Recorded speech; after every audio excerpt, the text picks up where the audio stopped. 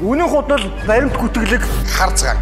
Энэ бидний ухрах урагшлагын хариуцлагын заа. Энэ заагийг хэрхэн яаж давхаас сэтгүүлч бидний ажлын үнэт зүйлээ тодорхойлно. Үн зүйлсээ хадгалах уу? Эсвэл хэн нэгэн улс төрч эрх мэдэлтэй мөнгөтэй хүний сумны зэг болох уу? Бид үн зүйлсээ хадгалж үнний төлөө явна.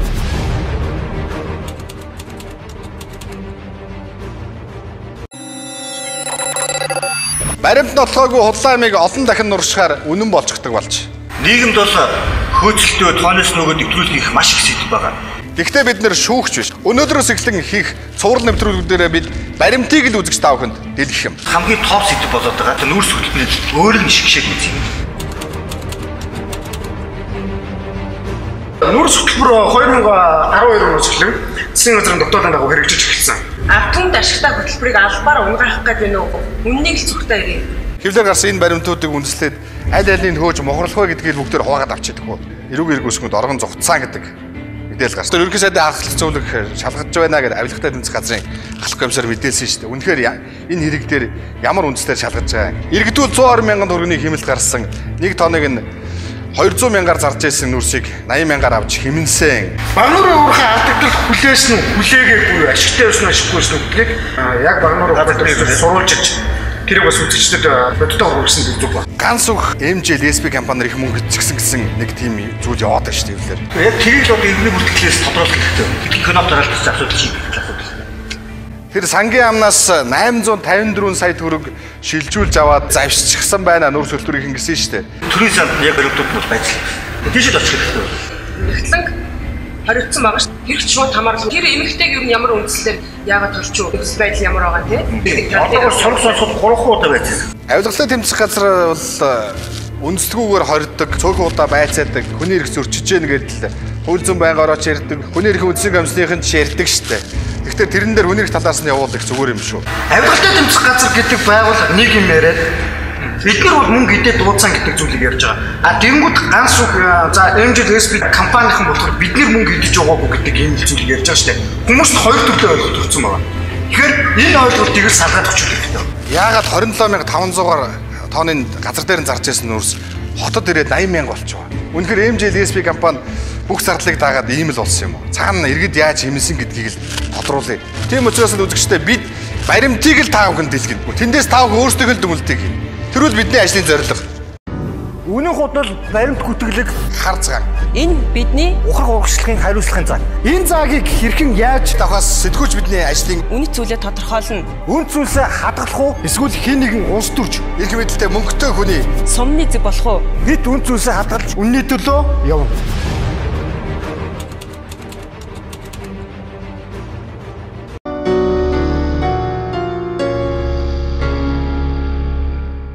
Яг нүүрс хөтөлбөр хэрэгжиж эхэлснээс өмнө ер нь хар зах дээр ч юм уу иргэдийн гар дээр нүүрс ямар үнэтэй хурж байсан юм бэ? Телевизүүдийн мэдээний архивыг бол бас харж болно л доо энэ дээр. Ойрын өдрүүдэд нүүрсний үн яг нэг портер нь 500 мянгад хүрлээ гэсэн мэдээлэл бол гадуур цацагдаж эхлээд байсан. Байдал дээр нь одоо цайд зах дээр ирж нүүрсний үнийг судлахад 3 гоош нь 250 тэл авчих шүү дээ. 300 мянга тал байна. Хүүтрэх бол үнэсээ тэгнэ шүү дээ. Зүг ажилтаасаа болж байгаа байхгүй нүүрс чинь. Одоо ингэж ачих юм бол 300 мянга төгж байгаа. Шуудааны стандарт алдагдсан, жижигэрсэн. 1500 төгрөгөөр авсан нэг жижиг шуудаа нүүрс бидний ярьж занснаар 50-ын торыг дүүргэхээ аль хэдийн болсон. 10 кг-ын багтаамжтай шуудаалсан нүүрс 1500 төгрөг байгаа бол 30 кг нь 3000 төгрөг. Ингээд жинхэнэ дүн өвлийн хүүтнэр нүүрсээ худалдаж авах чадвар ард иргэдэд бараг үлдэхгүй болж таарах нь NBS соёлмаа. Өнгөрсөн жил нэг шуудаа нүүрс 1600 төгрөгийн үнэтэй байсан бол энэ жил 1800 төгрөг болсон байна. 2 хоногийн өмнөх байдлаар бол манай нэг тонн нүүрс 210 мянга болсон мөлий. Өнгөрсөн жил одоо нэг шуудаатай нүүрс 50 торыг дүүргэж байсан. Энэ удаад бол арайч бас яг дүүрээгүй. Ерөнхийдөө бол иймэрхүү хэмжээтэй байгаа маань. Харин хэрэглэгчдийн эрх ашиг зөрчигдөж байгаа энэ асуудлыг шийдэх арга зам байхгүй байна. Төлөө нүүрсний шуудаа нэртэй уут өнөөдөр хүртэл стандарт хэмжээгүй байгаамаа. Үйлдвэрлэгч ямар хэмжээтэй шуудаад юу хийж үйлдвэрлэх нь тэдний эрх гээл манайх тэр стандартыг тогтоохгүй л нүүрсний савлгаа өдрөөс өдөрт жижигэрч байхад үн эсрэгээр өдрөөс өдөрт өсч байна. Ерөнхий сайдын ахлах зөвлөх лөөмөдийн ганц үгийг л энэ хөтөлбөрийг лоббиж гад хэрэгжүүлчихсэн юм шиг мэдээлэл хэвлэлээр цацгтаж хүмүүс түрлээ шүү дээ. Анх за шинжилгээний засгийн газрын хөтөлбөрийг хэрэгжүүлсэн ерөнхий сайд алтан хувийг бол яг энэ тал дээр бол албан ёсны нээлтийн нэгэд байр суурь хэлж. Тэгвэл бүгдээрээ үзэгчдэд тэр архивуудыг нэг хэд хэдийн харуулад үзүүлж байгаа. Багнуурын уурхаан нүүрсмэн Улаанбаатарын айлд очихдаа, иргэнд очихдаа 200 орчим мянган төгрөг болчиход байна. Тэгэхээр яагаад ингэж ийнүүдийг судалж үзсэн. Тийм учраас бид нүүрснийхээ нийлүүлэлтийг нэмэгдүүлээ. Нэмж одоо айл өрхөдөд зориулж нүүрс ухаж гаргах гэсэн ингээ гаргаж хэлсэн байгаа. Дээр нь бас шигшээрэ гэдэг даалгавар өгсөн машин тавиад шигшиж байгаа. Одоо тэгээ шигсэн нүүрс нь энд ирээд бууж байгаа юм. За энэ бууснаас нь цааш төмөр замынхан бол маш сайн идэвхтэй оролцож байгаа. Одоо энэ буужсан байгаа нүүрсийг айл өрхөдөд хүргэж өгөх. Ингэснээр бол бид тэр Багнуурын 200 орчим мянган төгрөгийн үнэтэй ирээдээс 1 тонн нүүрсийг 80 орчим мянга болгох боломжтой болж байна. Ногоон шуудаа бол бид нар 40 кг-ийн шуудаа бол ингэ стандарт болгож гаргаж байгаа. 3200 төгрөг болж байгаа. Өмнө нь энэс одоо 6 дахин жижигхэн ийм хүүдийтэй нүүрс бол бараг 1500 төгрөг хүрч ирсэн. Тэгэхээр засгийн газрын маш олон байгууллагууд одоо сэтгэл санаа нийлж хамтарч ажиллаж чадвал манай иргэдэд одоо хямдхан нүүрсийг хүргэж өгч болох юм байна гэдгийг бас харуулж чадлаа. Одоо Багнуурын нүүрсний уурхайг тойруулаад авчиад байгаа тэр хувийн компани лицензийг хүчингү болгох нь зүйтэй гэж үзсэн. Алшигт матбулын хэрэглэх газрын даргын шийдвэрээр тэр лиценз хүчингү болсон. Энэ Багнуурын нүүрсийг оруулаад савн том сурсан улсуудад зэгшсэн сайн нүүрс сэтгэл ам сайтай амжилтгаад нэмэртэй сайн болж байгаа гэж байна. Энэ бол зүгээр ажил. Ард түмэнд бол их тустай энэ тустай хэрэгцээтэй ажил. Чигшчихсэн том бөгөөд үн явуулдаг. Дээр нь хэрэглэгчид үнэхээр тэр борлуулалтын цэгүүд дээр ажиллаж исэн хүмүүс нөгөө портрын жолоочид эднэр үнэхээр хүн болгонд ашигтай байсан юм уу? Яг үйлдвэрлэлд амжилах шиг явсан энэ ажил хүмүүстэй одоо яаж хүрсэн юм? Тэрнийг үзэгчтэй өргөж. Гэр хорооллын хувьд нүүрс хөтөлбөр хэр сайн хөтөлбөр болсон бэ? Энэ маш сайн хөтөлбөр болсон л тоо. Гэр хорооллын 189 мянган үрхэл 2 жилийн хугацаанд 60 орчим тэрбум төгрөг зөвхөн нүүрс хөтөлбөрийн хүрээнд хэмнэж чадсан. 80 мянган шударга нууцсан. Одоо энэ гадаа байгаа нүүрс авч байгаа хүмүүсээс ченжнерс нүүрс аваад төлж байгаа хүмүүс хонохгүй байна гэж байгаа байхгүй. Энэ бол ард түмэнд маш хэрэгтэй нүүрс хөтөлбөр байна. Энийг юу задлаад харуулах уу? Саад ийм л нүүрс.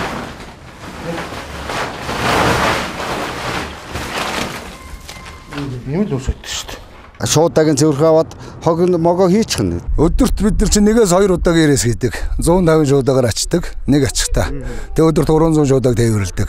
Тэгтээ цэг рүү тээвэрлэн. Энэ хүн бол ингээд хүргээд өгчдөг. Нүүрс хөтөлбөрт 700 гаруй иргэн дунджаас илүү өндөр цалин хөлсдөгөөр ажиллаж байна. Үйл ийм ойрхон цай хахад амар гэдэг байхгүй юу? Бид нар чинь уулын орой дээр болохоор чинь нэг дээшээ өгсөн чи настаа усуд гэцүү. Ардэн бол энийг өгүүлжсэн. Би бол одоо хотод 40 жил амьдарсан.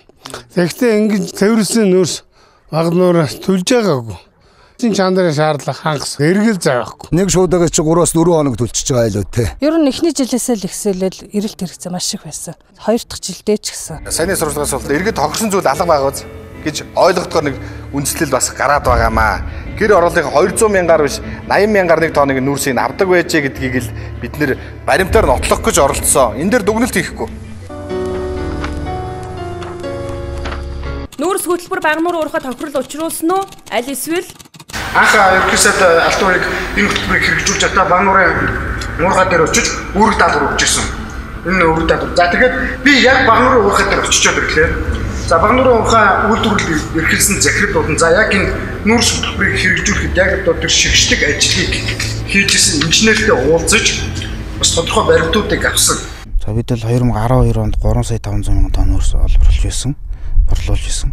За 13 онд бид л 3 сая 860 мянган тонн нүүрс олборлож борлуулсан юм сайхан амжилттай. За ард иргэдэд төв бүсийн эрчим хүчний систем найдварт хангахаас гадна манай ажилчид ч гэсэн ер нь бас цаашааг л урамшлаа аваад цалин мөнгөө ер нь тодорхой хэмжээгээр нэмэгдүүлж авахын тал дээр бол нэлээд агцтай юм сайхан жил байсан.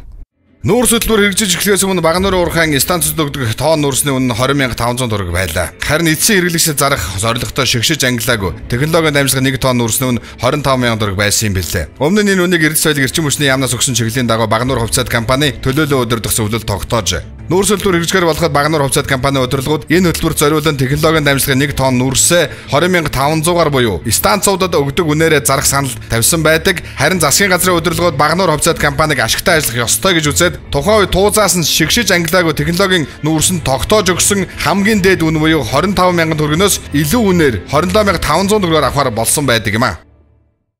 Багнуурын уурхай нүүрс хөтөлбөрт нийлүүлсэн тоон нүүрс тутмаас 7000 төгрөгийн ашигтай ажилласны үр дүнд сүүлийн 2 жилийн хугацаанд төлөвлөгөөгөө дагуулan биелүүлж нийт ажилтнуудаа анх удаа 5 сарын урамшуулал цалин олгов. Зүгээр одоо нэг ерөнхий сайд ч юм уу за ерөнхий сайдтай ахлах зөвлөмж гэдэг юм уу за эсвэл нүүрс хөтөлбөрийг хэрэгжүүлж байгаа нэг хүн ирээл одоо энэ үнийн тогтоогол явцдаг л гэдэг нэг юм зүйл харагдаад байгаа юм л да биднэрд бол энэ үн тогтоогыг бол зүгээр нэг хүн ирээл шууд ирээл үн тогтоогоо тавьчихдаг юм биш л дээ. Энэ бол тодорхой хэмжээний манай дээд болох тууцтай тууц шийдвэр орондоо тууц дээрээс засгийн газраас чиглэл авах гэдэг юм хоорондоо ярилцсан өвчлөлтсөн энэ даасан судалгаатай явж байгаа юм л да.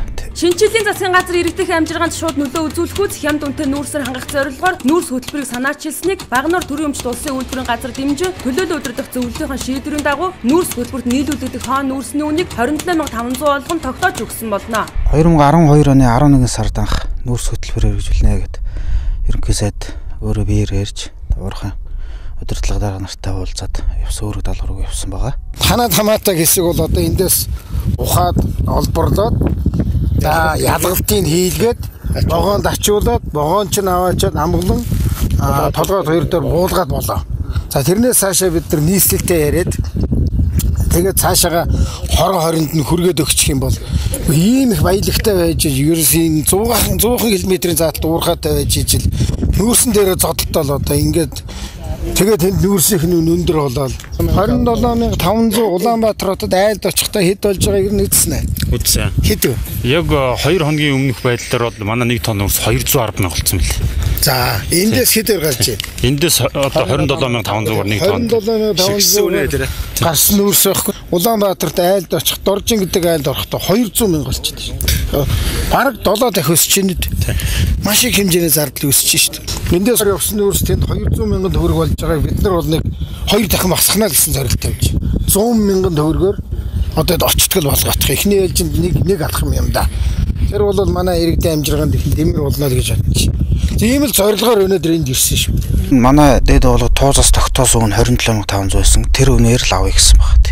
Яг тэр үнээрээ биднес шигсэн нүүрсээ нийлүүлээл тэгээд ажилласан. Нүүрс хөтөлбөр хэрэгжиж ирснээр бас нүүрсний чанар бас сайжирж байгаа гэсэн юм зүйлүүдийг яригдчих жаал. Тэгэхээр нүүрсний чанар яаж сайжирч? За хоггүй, чулуугүй тийм нүүрс мэдээж хэрэглэгчд очихоор чинь мэдээж л одоо яг л төлөх ёстой юм аа л одоо яг л нүүрсэл төлнө гэсэн үг шүү дээ. Тэрний хажуугаар бас нунтаг юм үлээд байхгүй. Чулуу молуугаа ялгаж хаяад байхгүй. Энэ утгаараа бол хэрэглэгчд очих нүүрсний чанар бол дэвшилж байгаа. Нүүрс хөтөлбөрийн хүрээнд Багнуурын уурхайгаас олборлогдсон нүүрс замдаа 2-3 удаа шигшигдэж байгалийн чулуу болон нунтаг нь ялгагдан шигшигдснээр эцсийн хэрэглэгчийн гар дээр ирэх нүүрсний чанар эрс сайжирсан юм. Инхээр Багнуурын уурхай хохироогүй харин ч ашигтай ажилласан гэдгийг л үзэгчид сомыг үзүүлсэн сурвалжлагаас харчихсан байх тий. Ерөнхий сайд хөгж Багнуурын уурхай төлөөлөл өдөрдох зүйлийг засгийн газартай одоо хилцэж тохиролцсны үндсэн дээрээс үнэт тогтоодог. Эрчим хүчний яам за тэгээд нөгөө эрчим хүчний зохицуулах хороо гэж байгаа шүү дээ тийм. Энэ бүх газрууд нийлжиж өгдөг. Харин уурхай дээр 27500-аар тоныг зарж ирсэн нүүрс нийслэлийн гэр орлогын дээр зарагдахдаа яагаад 80000 төгрөг болчих вэ? Ингэж үн нэмэх ямар нөхцлүүд байсан? Явцын дунд үн нь яаж нэмэгдсэн бэ гэдгийг тэрнийг бас үзүүлчихье. Анх Багнуурын уурхайгаас 27500 төгрөгөөр авсан нүүрсний шат дамжлагын тоон тутамдах зардлыг MJLSP компаниас авсан баримтаар тооцоолон үзье. Багнуурын уурхайгаас нүүрсийг шигшсэн зардал тоон тутамд 3363 төгрөг. Багнуурын уурхайгаас Улаанбаатар хүртэлх тээврийн зардал тоон тутамдаа 6112 төгрөг. Харин Улаанбаатар хотод буусан нүүрсийг шигшиж шуудалж амыг нь ойж ачих зардал тоон тутамд 8148 төгрөг. Тэндээсээ толгойд амгалан өртөөнөөс нүүрс борлуулах цэгт хүрэх тээврийн зардал тоон тутамд 10075 төгрөг. Харин борлуулагч нарын цалинд 10242 төгрөг, борлуулалтын менежерүүдийн цалин хөлс шатхууны зардал тоон тутамд 1105 төгрөг, захиргааны ажилчдын цалин хөлс тоон тутамд 2199 төгрөг, хангамжийн материалын зардал тоон тутамдаа 5832 төгрөг болж байна. Дээр нь ажилчдын хоолны зардал тоон тутамд 259 төгрөг, Багнуурын уурхай дахь нүүрс шигших техник тоног төхөөрөмжийн илэгдэл хоригдлын зардал тоон тутамдаа 694 төгрөг. Бэлтгэл ажлын зардал ковш амгалан өртөөн дэх буулгах хэсгийн талбайн түрээсийн зардал тоон тутамд 2691 төгрөг, үүн дээр банкны хүү тоон тутамд 628 төгрөг. Ингээд нийт зардал нь 78848 төгрөг. Ингэж авсан нүүрс эцэстээ 80000 төгрөг болж иргэдийн гарт очсон байна. Бас 3.6 тэрбум төгрөгийн нүүрсний жингийн зөрүүгээс ичгсэн гэсэн нэг тийм асуудал яваад байна шүү дээ. Ажлын байран дээр хүмүүс их нь өгсөн яриа нь хүртэл байна л да. За MJL SP компаниас авсан баримт нь одоо цаасаар байж байна. Тэрнийг л үзүүлээ. Багнуурын уурхай нүүрс маш бутрамтгай учраа Улаанбаатар хүртэлх тээвэрлэлтийн явцдаа 10% нүүрч дахин нунтаг болдог байж. Тээвэрлэж авчирсан нүүрсээ амгалан толгойт өртөөн дээр буулгасны дараа MJL SP компани ажилчид дахин шигшээд тусгай жин дээр ингэж хиллэж шуудаална. Хэдийн хэмжээний иймэрхүү чулуу бас нунтаг гарав. Тэрийг нь Багнуурын элч компанийн авч цааш нь жижиг уурын зуух болон хувь хэрэглэгчдэд борлуулдаг байжээ. Вагон бүрээс хэдэн шуудаа нүүрс гарав гэдгийг энэ талбай дээр хяналт тавин ажиллаж байсан ахлах нь наривчлан бүртгэж тооцно. Дараа нь Багнуур элч хувьцаат компани төлөөлөгчийн давхар хянсан акттай өөрийнхөө бүртгэлийг нийлүүлээд гарын үсэг зурж баталгаажуулснаа тусгай програм руу оруулан шивэн оруулдаг байжээ. Ингэж л жингийн зүрэг гаргахгүй тулд өдөр болгон маш нарийн хяналтыг хийж бүртгэдэг байсан юм билээ. Тэр бүх бүртгэл тооцоог нь ерөнхий сайд цахимаар давхар хяналт тавьдаг байжээ. Энэ нь л жингийн зөрүүнээс 3.6 тэрбум төгрөг эцсэн гэх мэдээллийг няцаах гол үндэслэл юм а. Багнууртаа бол шигшээд ирж байгаа. Гэхдээ одоо нааша тээвэрлэлтийн явцад дундагтай болох ч юм уу, тийм үйл явцад гардаг. Мөн одоо баг зэргийн чулуулагтай ч юм уу байх тохиолдол гардаг. Манай ажилчид маань ерөнхийдөө одоо ингээд чулуунуудаа ингээд ялгаад одоо иргэд рүү аль болох явуулахгүйгээр ингээд ялгаад тавьсан байдал нь энэ байна. Мөн тэгээд одоо орны бүрсэн дээр энд ирээд давхар гэж хөвшөөд одоо нунтгууд нь одоо энд ирээд гарцсан ингээд байж байна. Манай ажилчид одоо өвлийн хүүтнийг ажилтгаа одоо нийс хотынхоо иргэдийг дулаанаар хангах гад одоо ингээд ажиллаж байна да.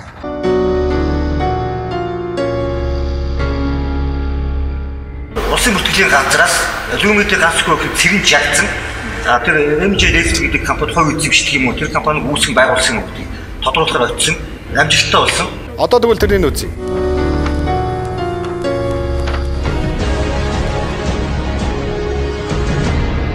MJL SP гэдэг компани нүүрс хөтөлбөрийн анхны хэрэгжүүлэгч компани анхны үүсгэн байгуулагч нь хэн гэж хүн байсан юм бэ? Нийт хэдэн гишүүнтэй компани байсан бэ? MJL SP гэдэг газар хястай компани 2009 оны 8 сарын 24-нд манай бүртгүүлсэн байна. Энэ бүртгүүлэх үедээ нэг үүсгэн байгуулагч нь Эгбрийн Сүхбаатар гэж нэгнээр бүртгүүлсэн байна. Хэдэн гишүүнтэй компани? Нэг үүсгэн болсон шүү дээ. Монгол Улсын ерөнхий сайдын ахлах зөвлөх лүмэдийн ганц үх түүний охин ганц хүн цэрэн жагдсан нар үүсгэн байгуулагч байж магадгүй гэсэн тийм асуудлуудыг бас гаргаж тавиад ирсэн. Иймэрхүү бүртгэл ирэн байна уу танай бүртгэлийн санд? За яг одоо энэ програм мэдээллийн сандаага бүртгэлд бол тийм мэдээлэл бол байхгүй байна. Тэгэхээр энэ бол угаасаа нэг шөнт үүсгэн байгуулсан тэрээс хойш бүртгэл ямар нэгэн өөрчлөлт ороогүй. Тэгэхээр байхгүй байна гэсэн үг. Тэгэхээр Сүхбаатар захиралтай MJL SP компанид лүмэдийн ганц үхийн цэрэн жагдсанаар хувьцаа эзэмшдэггүй тодорхой болсон гэж ойлголоо. За хүний өдөртөө 854 сая төгрөгийг засгийн газраас гаргуулсан гэсэн нэг нэлээд ноцтой ойлголт байна шүү. Энэ хүний юм удаагийн сангийн тодрууллаа.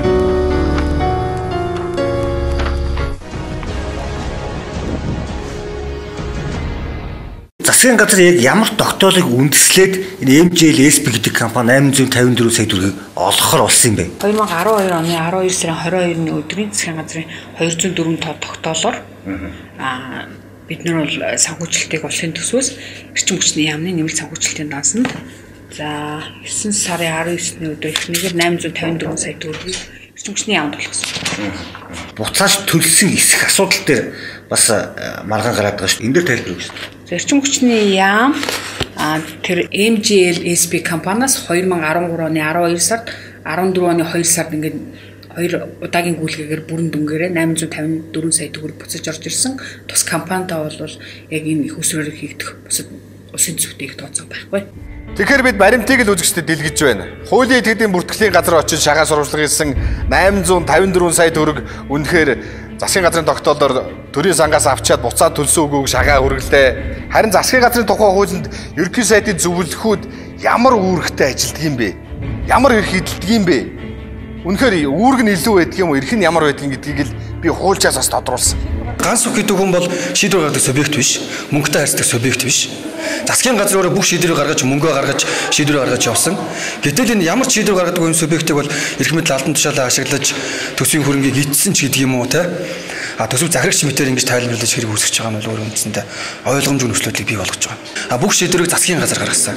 Ганц үг гэдэг хүн бол ямар ч хэрэг мэдлгүй энэ үйл ажиллагаанд нийгмээрээ нэг юм мэдээлэл тарааж энэ хүний талаар ташаа мэдээлэл тарааж алтан тушаалаа ашигласан мөн хийцэн мэтээр тарааж байгаа эдэг боломж юмд байхгүй. Ерөнхий сайдын ахлах зөвлөх ганц өхөөс ярилцлага үеийн чиглэлүүд нэлээд оролцсон юм байна. Би ямар ч байсан хэд хэд удаа уцаар нь холбогдох гэж оролцсон. Ажил дээр нь байна гэдгийг дуулаад шууд дараад ороод ярилцлага гарцсан. Нэлээд сони юм ярьсан. Ажил дээр бол байсан. Ирээдүйд таслагын орой. Нэг юм тодруулахшаа. Тэгээ түрүүндээ би уцаар ярьсан байна. Зүгээр энэ та охинтойгоо нийлээд MJL SPD компани нүүр сөдлөрийг хэрэгжүүлээд юу сүртэй. Гэхдээ нүүр сөдлөрийг хэрэгжүүлээд тэгээд за энэ суу. 3 эндээс л асуу. Суухтар бас онцгүй шүү дээ. 3.6 тэрбум төгрөг ижигсэн байдаг. Зүгээр энийг яаж няцаах вэ? Шүүхээр энэ бүх юм тогтоогдчихэж уг нь бол ярих хэрэгтэй байхгүй. Одоо харин энэ хууль би одоо жишээлбэл энэ хэрэгт одоо улс даяар одоо эдсэн ус ингээд зарлагдчихж байгаа хүн шүүхийн хариугаар шийдэж юм хэлийгээ байж штэ.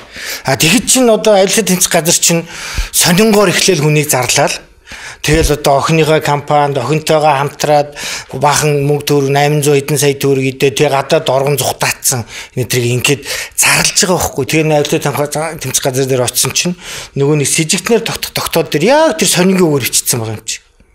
Тэгэхээр ингээ ерөөсөө хүнийг шууд ингээ хэрэг үүсгээ явцсан байгаа байхгүй. Одоо тавх мэдж байгаа тэгэхээр хүнийг хэвлэлээр гутаадаг.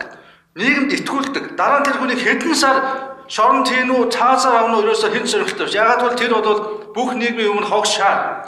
Ийм л хэрэгсэл явж байгаа шүү. Тэгээд залгуулад юм асууя.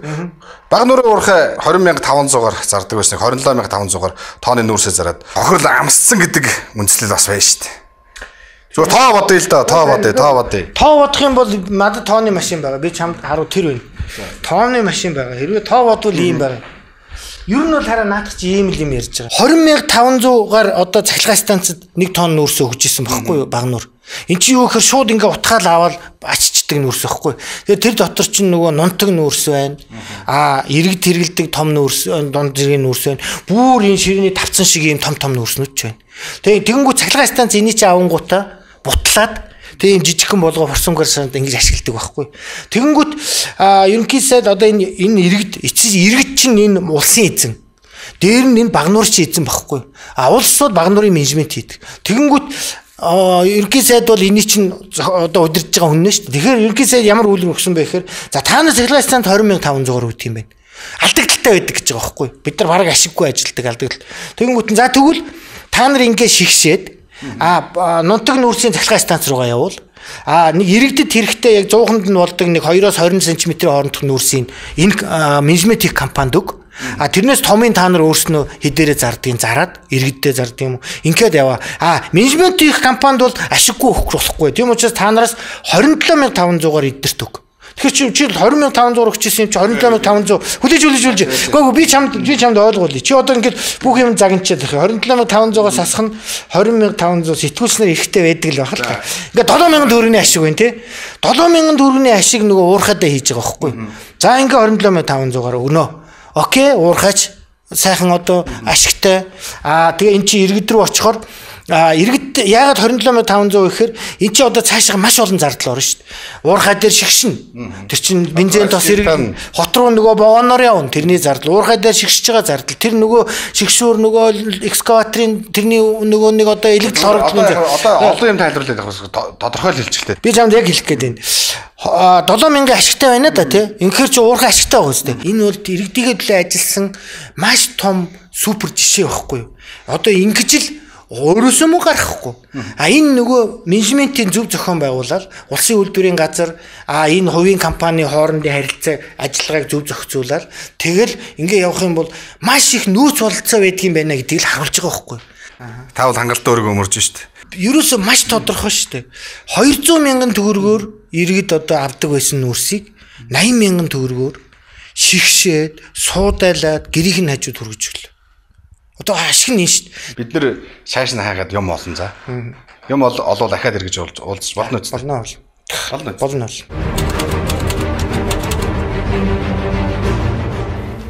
Бас ерөнхийдөө ахлах зөвлөгийг хорчихсон байх шүү дээ. Улс төрчид АТГ-ийн ажлыг бас шөмлөөд л байгаа шүү дээ. Одоо тавах мэдчихэж эхлээ хүнийг хэвлэлээр гутаадаг. Нийгэмд итгүүлдэг. Дараа нь тэр хүнийг хэдэн сар шорон тийм үү цаасаар авна өрөөсөө хэн сонирхолтой биш. Ягаад бол тэр бол бүх нийгмийн өмнө хог шаа. Ийм л хэрэгсэл явж байгаа шүү дээ. Улсын хурлын тусгай хяналтын дэд торонд маш нууц гэдэг одоо тамхтай явуулсан баримт нь сарын өмнө тий ностой мэдээ гэдэг сонин дээр гарцсан. Нуугаад ах шаардлагагүй баримт хийж байгаа байхгүй. А энэ юуг илэрхийлж байгаа юм бэ? Тэгэхээр энэ манай хууль хүчний байгууллагууд маань тусгай ажиллагаа янз бүрийн явуулж байгаа хүний нэр төр гутаах боломжтой янз бүрийн хов жив эсвэл юу гэдэг өөртөө зохиосон ч гэж магадгүй янз бүрийн мэдээллийг хэвлэлээр цацаад хүн рүүгээ халдуулаад тэгж байгаа дараа нь араас нь ийм хууль ёсны ажиллагаа явуулсан юм шиг харагдуулаад гэдэг маш нарийн арга техниктэйгээр одоо ажиллаж. Энэ бол бид өөрчлөх ёстой. Нийгэмд аваач тэр угаасаа гэмт хэрэгтэн гэдэг урамсгалыг бүрдүүлж чад. Өдөр гэмт хэрэгтэн чинь шийтгүүлгүүл яах вэ гээл. Тэгээд одоо нэгэснээ олон нийтээс дэмжлэг авах гэж байгаа юм шиг. Ийм байдалд хүрэж штт. Авилга тэмцэх газар би бол эндээс асуумаар байна. Та нарын өнөөдөр хүн байцаадаг практик чи юу руу очиж байна? Ерөөсөө бүр хуулийн тийм байцаа шийдэн тарчлах ингээд хэргийг хүлээлгэх гэрчээ мэдүүлэг өөригөө одоо хэрэгээ хүлээх мэдүүлэг энэгээр ерөөсөө хүнийг одоо таслана. Хүн нотлогдохгүй хэцүү болох тооцсон гэдгээл ноцолдоо л байдаг ерөөсөө. Эн чинь уг нь бол хуулиар хориотой шүү дээ. Шүүхээр гин бүрэн тогтоогдог байхад ингээл зарлцдаг. Эндээс болж мөрдөн байцаах үйл ажиллагаанд нүртэл саад учирдаг байхгүй. Энийг болох хэрэгтэй. Энэ бол хэрхэвч байж болохгүй асуудал шүү дээ. Яахаар ингэдгийг би одоо гайхаад байдгийг. Нийгмийг ийм айц гүйцлүү айж энэ замаар бид ардчсан сонголтоос татгалзах руу очих гэж шүү дээ. Бидний ирээдүйн энэ 20 жилийг миний хүүхдүүдийн амьдрах гэж байгаа энэ ирээдүйн 20 жилийг энэ өмнө байгаа энэ гаж үзэгдэл чинь тодорхойлсоор явах юм уу? Хэн дуртай хувийн орон хүний хувь иргэний хувийн орон зөөрө хавдаж хэн дуртай хувь хүнийг барьж авч хэн дуртай тэрний амьдралаар тоглож идэг. Гэхдээ хуулийн нэрээр хуулийн байгууллагын сүр хүчээр ингэж явж байгаа тогтолцоо чинь байх юм уу? Тэгсэн мөртлөө л одоо ингээд нэг үхрийн нэвэр дөргвол 1000 үхрийн нэвэр дөргөн шүү л гэдээ байхад дөргуулаад байна. Энийг бол бид өөрчлөх ёстой.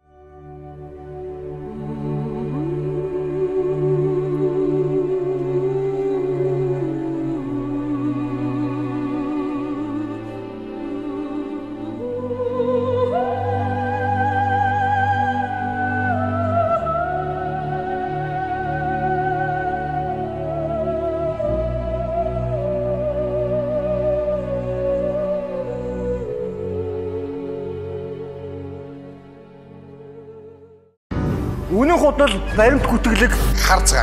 Энэ бидний ухрах урагшлагын хариуцлагын заа. Энэ заагийг хэрхэн яаж давхаас сэтгүүлч бидний ажлын үнэт зүйлээ тодорхойлно. Үн зүйлсээ хадгалах уу? Эсвэл хэн нэгэн улс төрч эрх мэдэлтэй мөнгөтэй хүний сумны зэг болох уу? Бид үн зүйлсээ хадгалж үнний төлөө явна.